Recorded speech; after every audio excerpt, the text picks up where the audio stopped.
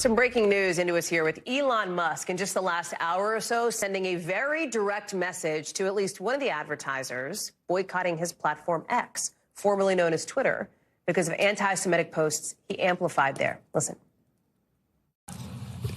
If somebody's going to try to blackmail me with advertising, blackmail me with money, go yourself.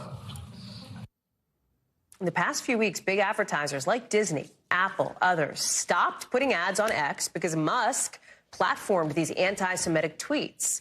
That was obviously a monetary problem for X. I want to bring in Investopedia editor-in-chief Caleb Silver, and this is so interesting because this is one of the first times that Musk has very directly taken on this issue that has built and built over the last several weeks about these advertisers, these big companies, these big corporations saying, wait a second, I don't want my content next to this anti-Semitic stuff that Musk has allowed to be on the platform.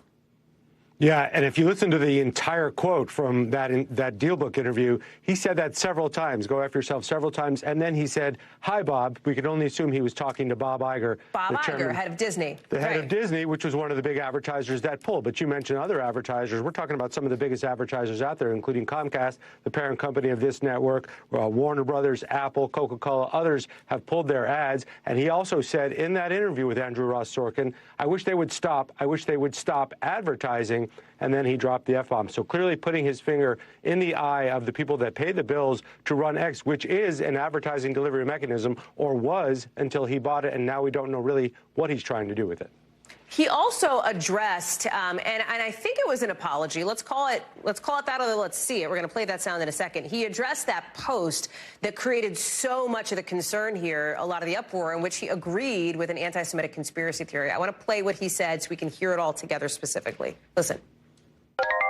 I'm sorry for that tweet or post. It was foolish of me.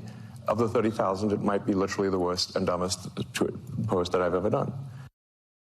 The worst and dumbest post I've ever done. That is fascinating because Elon Musk is not somebody who is often known for the walk back, Caleb. Fair? Absolutely not. And he was also just in Israel, but he did tell Andrew Ross Sorkin at the DealBook conference that it was not an apology tour why he went over there to speak to President Netanyahu, even though it happened right after all of this happened. So he's in a weird place. He also said in his tweets that he's not an anti-Semite. He's a philo-Semite. I had to look that one up. That's an admirer of Jews. So he was kind of off the handle today at this conference, talking about it for the first time, but also saying clearly to his advertisers, I don't care, I don't need you, and saying he will convince his followers and his fans to boycott the companies that are boycotting X. We'll see if that actually happens. Is that true? Can X survive without those advertisers? Not as an advertising delivery company, but he has slimmed the company way down. He bought it for $44 billion.